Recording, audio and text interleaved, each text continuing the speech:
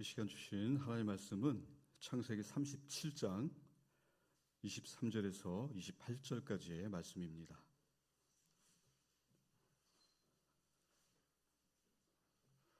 구약성경 57면쯤에 있습니다.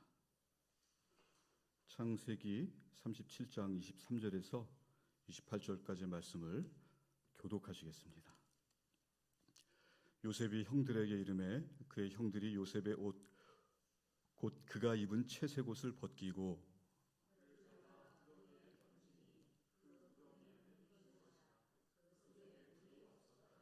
그들이 앉아 음식을 먹다가 눈을 들어 본즉 한 무리의 이스마엘 사람들이 길앗에서 오는데 그 낙타들의 향품과 유향과 모략을 싣고 애굽으로 내려가는지라.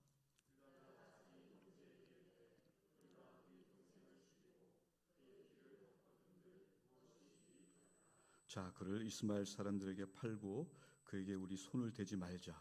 그는 우리의 동생이요 우리의 혈육이니라 하매 그의 형제들이 청종하였더라. 함께 읽겠습니다.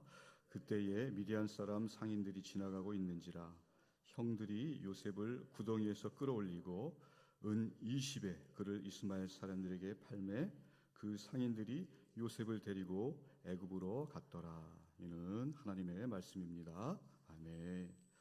기도하시겠습니다. 하나님 아버지, 은혜를 감사합니다. 주님의 은총 가운데 하루를 보내게 하시고 말씀 앞에 죄를 세워주시니 또한 감사를 드립니다. 이 시간 계시의 말씀이 하나님의 크신 사랑을 보게 하시고 전하는 자나 듣는 모든 분들에게 생명의 말씀이 되게 하실 줄 믿습니다. 감사합니다. 사랑합니다. 예수님의 이름으로 기도드립니다. 아멘. 고난주간을 지나고 있습니다. 주님께서 저와 여러분의 십자가를 대신 지시고 걸어가신 그 길을 깊이 묵상하는 시간이 되었으면 좋겠습니다. 이 시간은 가스펠 프로젝트 12번째 시간입니다. 고난도 포함하는 하나님의 계획이라는 제목으로 말씀을 나누겠습니다. 고난 없는 삶은 모든 인간이 바라는 삶입니다. 사람들은 한 세상 그저 고난 없이 누릴 것 누리고 제 명대로 살다 가는 게 행복한 인생이라고 생각합니다. 기독교인들도 고난에 대한 태도는 세상 사람들과 크게 다르지 않은 것 같습니다. 고난 없는 형통한 삶을 기대하는 게 사실입니다. 그래서 때로는 나의 공로로 하나님과 협상을 하기도 합니다. 하나님, 제가 이만큼 순종했으니 이 정도 보상은 좀 해주십시오. 양심상 큰 거는 바라지 않습니다. 그저 자식들 속 안 썩이게 해주시고 남에게 부끄럼 당하지 않도록만 해주십시오. 여러분 이런 기도 해보신 적 없으십니까? 대답이 없으신 거 보니까 경건한 기도만 하셨나 봐요. 저만 이렇게 기도했나 봅니다. 하나님께서는 우리가 원하는 것을 무엇이든지 주신 그런 분이 아닙니다. 그러나 많은 그리스도인들은 내가 하나님께 순종만 하면 하나님이 내 소원을 들어주시고 온갖 어려움을 해결해 주실 거야 라고 믿기도 합니다. 그런데요, 이것은 매우 위험한 생각입니다. 이와 같은 믿음은 잘못하면 1,000원을 넣으면 1,000원짜리 제품이 나오고 10,000원을 넣으면 10,000원짜리 제품이 나오는 자동 판매기처럼 하나님을 내 수고한 만큼의 보상해 주는 분으로 생각할 수 있습니다. 특히 선한 행위를 하면 더 기대를 하죠. 저는 전파 선교사도 하고요. 일주일에 2번씩 양로원 가서 어르신들 돌보고요. 또 컴패션에서는 아이를 2명이나 섬기고 후원하고 있습니다. 하나님 저 보이시죠? 근데 이런 일들은 정말 매우 잘하는 일입니다. 그러나 이런 선행으로 보상을 기대한다는 것이 문제가 되는 것입니다. 그런 분들은요, 고난을 막상 만나게 되면 쩔쩔맵니다. 그리고 실망하게 되고요. 내가 할 수 있는 최선을 다했다고 생각하는 경우는 그 실망을 넘어서 분노까지 하게 됩니다. 분노하니까 생각나는 지인 목사님이 계십니다. 목사님이 전도사 시절의 이야기인데요. 이제 막 결혼도 하시고 아이도 생기고 그래서 자, 이제 하나님께서 드디어 가정도 허락하시고 자녀도 허락하시고 더 풍요롭게 풍성한 가운데 내 사역을 열어 주실 거야. 아주 기대하면서 더 열심히 교회도 섬기고 우리 성도님들을 섬겼는데요. 어느 날 지방에 다녀오다가 교통사고가 났습니다. 그래서 사고가 꽤 크게 나서 몇 달 동안 병원에 입원해 계셨습니다. 그런데 너무 오래 병원에 입원했으니까 그 사역지를 또 내려놓게 됐습니다. 근데 중요한 거는 문제는 그 사임이 자의가 아니어서 전사님이 굉장히 크게 충격받으시고 또 굉장히 낭망했던 그런 시기가 있었습니다. 나중에는 그것이 하나님의 일하심이었다라고 고백하셨지만 당시에는 자신의 의지로 사임한 것이 아니기 때문에 사역지도 잃고 이제 앞날이 캄캄해졌잖아요. 그래서 하나님을 원망도 하게 되고 그랬다는 말씀을 들은 적이 있습니다. 근데 지금은 이제 신학 박사도 하시고 학교에서 학생들도 가르치시고 또 교회도 열심히 홍천에서 은혜롭게 잘 섬기고 정말 사랑의 목자로 존경받으시면서 그렇게 생활하고 계십니다. 이런 분들도 막상 내가 이렇게 하나님 열심히 섬겼는데 환난이 닥치고 고난이 오니까 하나님께 이렇게 뭐라고는 말을 못하고 정말 낭망해서 자칫하면 사역자의 길을 포기할 뻔했다 그런 말씀을 하시더라고요. 여러분, 순종을 잘하면 고난이 없는 삶으로 하나님께서 보장하실까요? 그렇지 않습니다. 이 생각은 위험합니다. 앞에 목사님의 경우처럼 현실이 내 기대와는 다르게 나왔을 때 좌절하고 또 낭망합니다. 내 수고가 부족한 걸까? 내가 잘못 믿고 있는 것일까? 그래서 이런 결과가 생긴 걸까? 믿음까지도 흔들릴 수 있습니다. 성경은요, 하나님을 잘 믿으면 고통 없는 삶을 살게 된다라고 절대 말하지 않습니다. 우리가 사는 이 세상은 타락한 세상입니다. 죄된 세상에서 어쩌면 우리 크리스천들에게 고난은 당연한 것일 수도 있습니다. 그런데 감사한 것은 우리 삶에 일어나는 이러한 고난 또 불의를 통해서도 하나님께서 일하신다는 사실입니다. 이것이 오늘의 신학적 주제입니다. 오늘의 신학적 주제를 함께 읽었으면 좋겠습니다. 읽습니다. 우리 삶을 주관하시는 하나님은 고난과 불의를 통해서도 우리를 향한 하나님의 계획을 이루십니다. 아멘. 하나님의 계획 안에 왜 고난도 포함되는지 알기 위해서 우리 교재에서는 세 가지를 말하는데요. 자, 첫 번째는 계획하시는 하나님을 신뢰하십시오라고 말씀합니다. 함께 따라 해볼까요? 계획하시는 하나님을 신뢰하십시오. 그렇습니다. 하나님의 계획에는 형통과 고난이 모두 포함되어 있습니다. 우리는 하나님이 어떻게 아브라함과 또 이삭과 야곱과 맺은 언약을 신실하게 지키셨는지 앞에서 쭉 보았습니다. 하나님은 약속의 땅을 받기 전에 너희들이 노예 생활을 할 것이다 라고 경고를 이미 하셨습니다. 어디서요? 창세기 15장 13절 기억나십니까? 함께 읽었으면 좋겠습니다. 함께 읽습니다. 여호와께서 아브라함에게 이르시되 너는 반드시 알라 내 자손이 이방에서 객이 되어 그들을 섬기겠고 그들은 400년 동안 내 자손을 괴롭히리니 분명히 이렇게 말씀하셨어요. 하나님의 계획은 아브라함을 또 아브라함의 후손을 통해서 세상을 축복하시는 것입니다. 이 과정 속에 고난도 있는 것입니다. 야곱의 그 많은 아들 중에서 오늘 다룰 요셉 이야기가 우리 성경의 중심 이야기가 됐잖아요. 그것은 하나님께서 고난을 통해서 계획하시는 것이 얼마나 큰 것인지 말해주는 것입니다. 창세기 37장 3절에서 11절 말씀을 함께 읽기를 원합니다. 요셉은 노년에 얻은 아들이므로 이스라엘이 여러 아들들보다 그를 더 사랑함으로 그를 위하여 최새곳을 지었더니 그의 형들이 아버지가 형들보다 그를 더 사랑함을 보고 그를 미워하여 그에게 편안하게 말할 수 없었더라.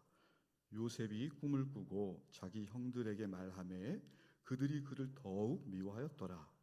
요셉이 그들에게 이르되 청하건대 내가 꾼 꿈을 들으시오. 우리가 밭에서 곡식단을 묶더니 내 단은 일어서고 당신들의 단은 내 단을 둘러서서 절하더이다. 그의 형들이 그에게 이르되 네가 참으로 우리의 왕이 되겠느냐? 참으로 우리를 다스리게 되겠느냐? 하고 그의 꿈과 그의 말로 말미암아 그를 더욱 미워하더니 요셉이 다시 꿈을 꾸고 그의 형들에게 말하여 이르되 내가 또 꿈을 꾼즉 해와 달과 11별이 내게 절하더이다 하니라. 그가 그의 꿈을 아버지와 형들에게 말하매 아버지가 그를 꾸짖고 그에게 이르되 네가 꾼 꿈이 무엇이냐? 나와 내 어머니와 내 형들이 참으로 가서 땅에 엎드려 내게 절하겠느냐? 그의 형들은 시기하되 그의 아버지는 그 말을 간직해 두었더라. 아멘. 야곱은 요셉이 특별히 사랑하는 아들입니다. 왜냐하면 그 아내 라헬을 무척 사랑했잖아요. 그 사랑하는 아내 라헬이 뒤늦게 얻은 아들이 요셉이지 않습니까?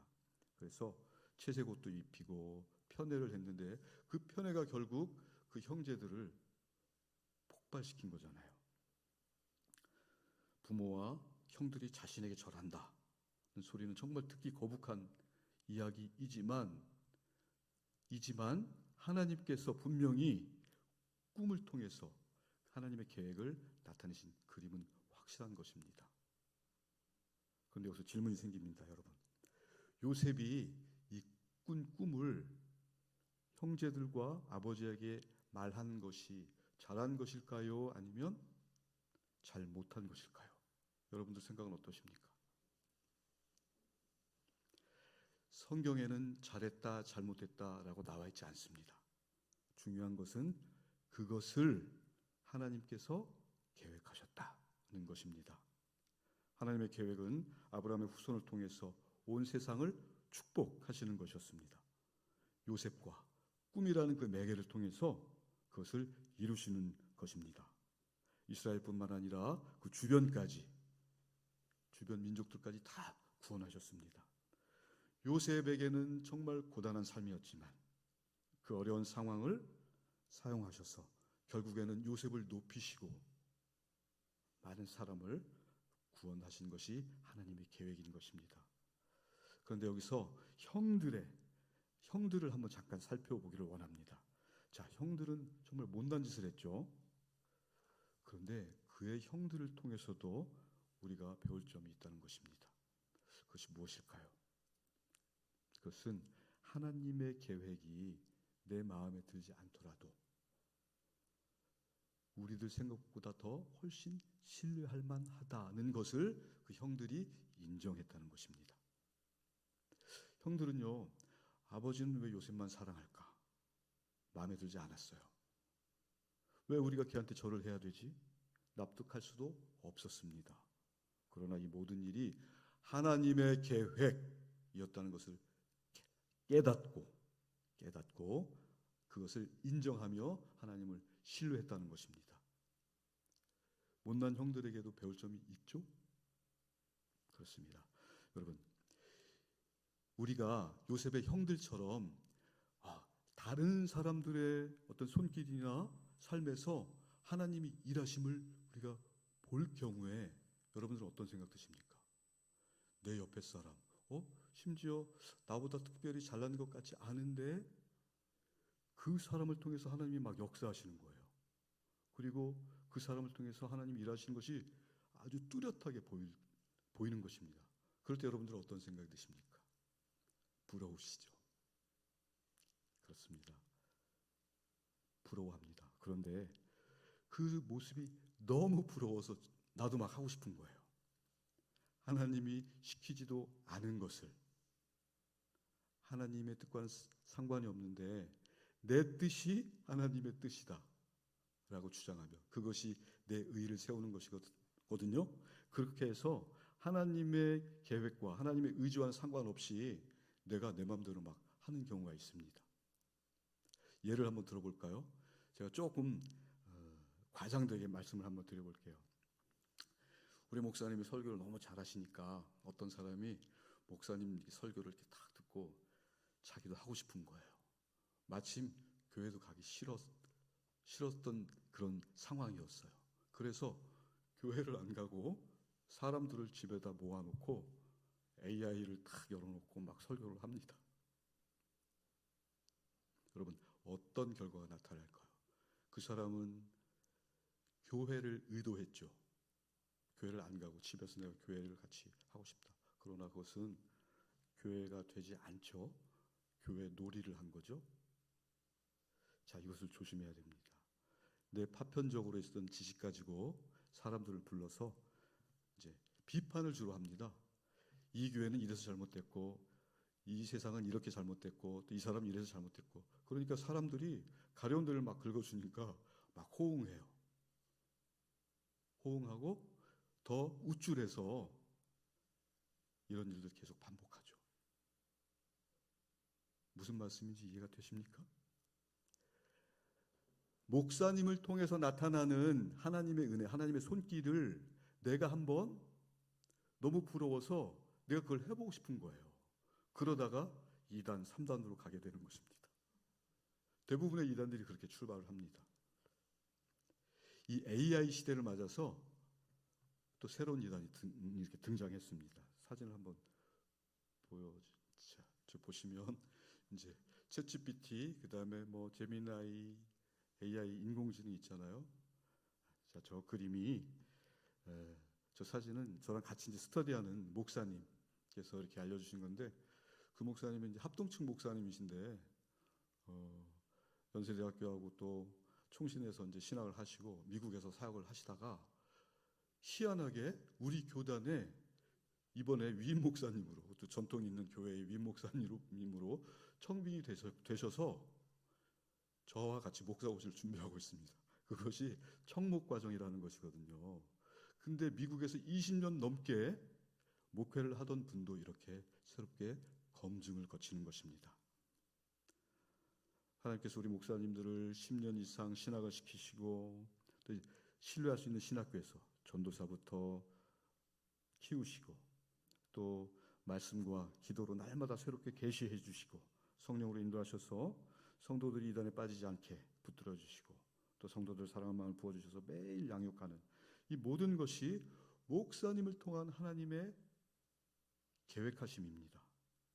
자기 뜻대로 내 뜻이, 내 의지가 하나님의 뜻인 것 마냥 이렇게 내 의를 세워서 하는 경우는 굉장히 위험하다라는 말씀을 드리는 거예요. 그래서 이렇게 하나님의 손길이 다른 사람들에게 나타나는 것을 요셉의 형들처럼 그것이 하나님의 뜻이고 계획이었구나 순응하고 항복하고 인정하고 깨닫는 은혜가 있어야 된다, 그 말씀을 드리고 싶은 것입니다.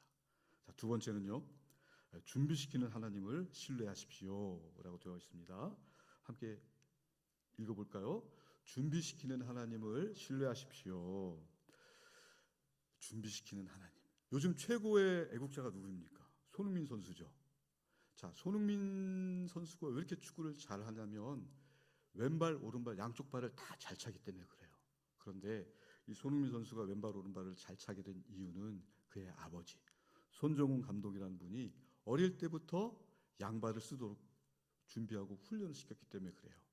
예를 들어서 양말을 신을 때도 왼발 먼저 신기고 바지를 입을 때도 왼쪽 바지를 입히고, 그 다음에 어릴 적에 이제 축구화 같은 경우에 보면 발등을 덮는 부분이 있거든요. 거기에다 압정을 박아놔가지고 오른발로 탁 치면, 공을 차면 따끔하게 해서 오른발을 못 쓰게 왼발로 찰 수 있게, 그렇게 해서 어릴 적부터 그거를 미리 준비하고 양발을 찰 수 있도록 가르쳤던 것입니다. 미리 준비한 것이죠. 그리고 손흥민 선수가 이제 함부르크 구단인가요? 거기에서 선수 생활할 때는 공식 훈련이 끝나면 꼭 아버지와 같이 왼발로 슈팅을 500개, 오른발로도 500개.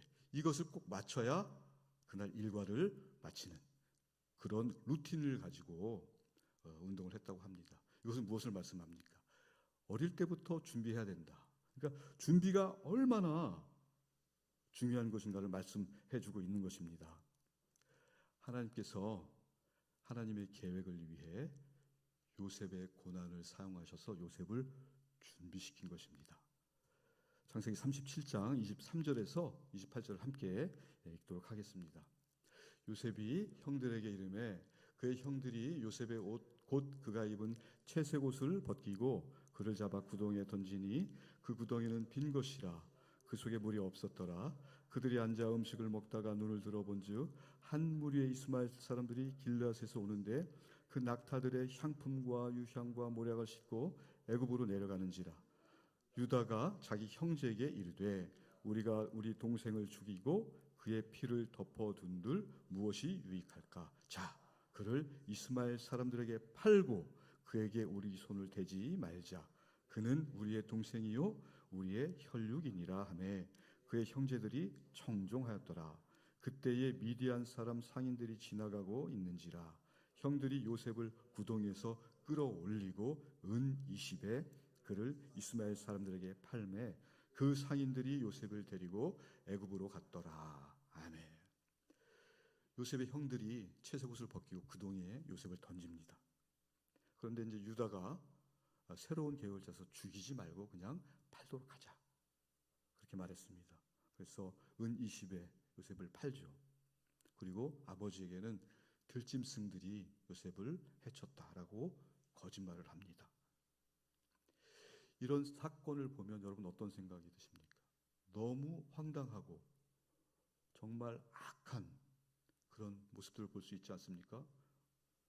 납치하고 감금하고 살인모의하고 또 인신매매까지 어마어마한 범죄를 저지르고 있는 불법의 현장입니다. 그런데요, 이런 불의가 하나님의 계획을 이루기 위한 과정의 일부였습니다. 여러분 놀랍지 않습니까? 하나님의 이 놀라운 구원 계획으로 이스라엘과 많은 사람들이 구원을 받게 된 것입니다.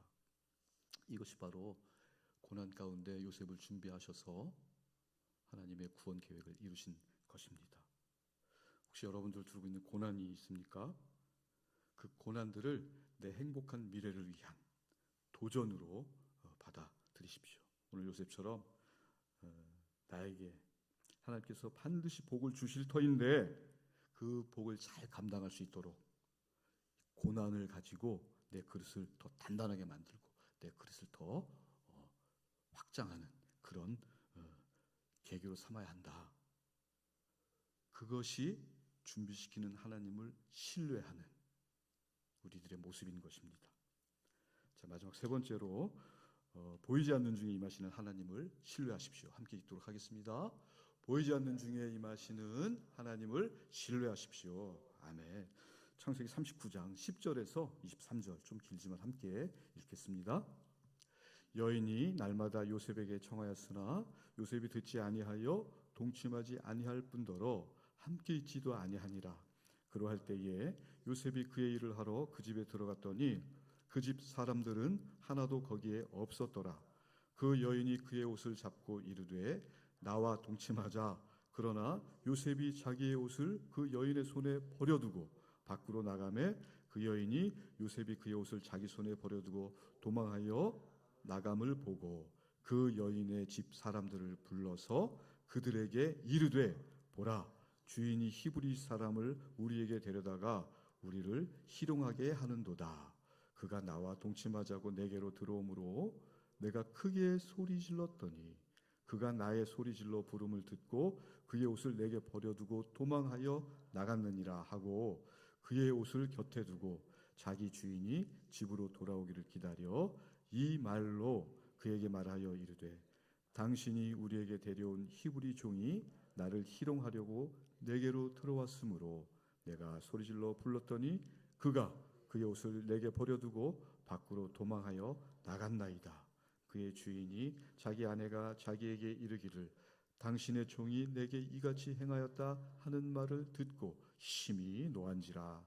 이에 요셉의 주인이 그를 잡아 옥에 가두니 그 옥은 왕의 죄수를 가두는 곳이었더라. 요셉이 옥에 갇혔으나 여호와께서 요셉과 함께 하시고 그에게 인자를 더하사 간수장에게 은혜를 받게 하심에 간수장이 옥중 죄수를 다 요셉의 손에 맡김으로 그 재반 사물을 요셉이 처리하고 간수장은 그의 손에 맡긴 것을 무엇이든지 살펴보지 아니하였으니 이는 여호와께서 요셉과 함께 하심이라. 여호와께서 그를 범사에 형통하게 하셨더라. 아멘. 자, 요셉은 드디어 유혹을 이기고 하나님 앞에서 신실함을 지켰습니다. 사람의 눈이 아니라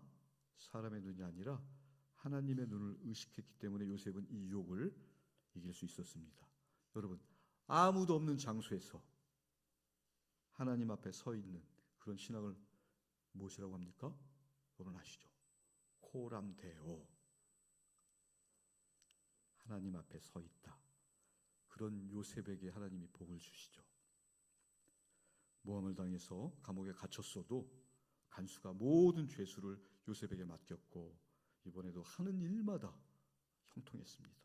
하나님이 함께 하셨기 때문입니다. 하나님께서 함께 하시면 고난이 없는 것이 아니라 그 고난으로 우리를 높이십니다. 우리의 소망은 우리에게 나쁜 일이 일어나지 않는 것, 그것을 막아주도록 하나님께 간구하는 것이 아니라 사나 죽으나 영원히 함께 하시는 하나님과 함께하는 것입니다. 사나 죽으나. 혹시 하나님이 나와 동행하지 않는다고 느낀 적이 있으신가요? 아무리 기도해도 기도 응답은 없고 그럴 때는 그런 생각을 가질 수 있습니다. 반대로 또 기도가 응답되었을 때는 하나님의 임재가 강하게 느껴진다. 그렇게 생각이 들기도 합니다. 즉 상황이 좋을 때는 하나님이 함께 하시는 것 같고 상황이 좋지 않을 때는 하나님이 떠나셨다. 그 생각하는 것은 내 기분으로 하나님을 판단하는 것입니다. 요셉은 상황적으로 봐서도 고난을 당했어요.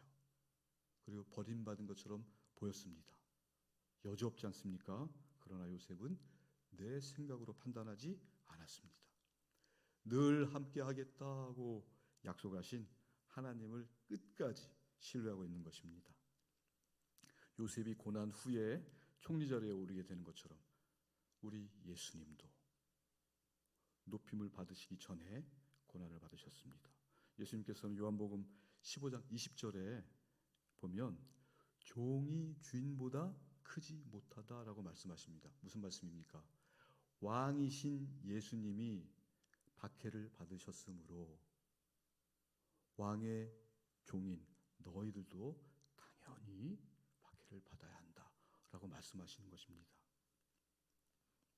예수를 따르는 우리는 예수님처럼 고난을 받을 것입니다. 그러나 결국 예수님처럼 세상을 이기고 축복을 받게 될 것입니다.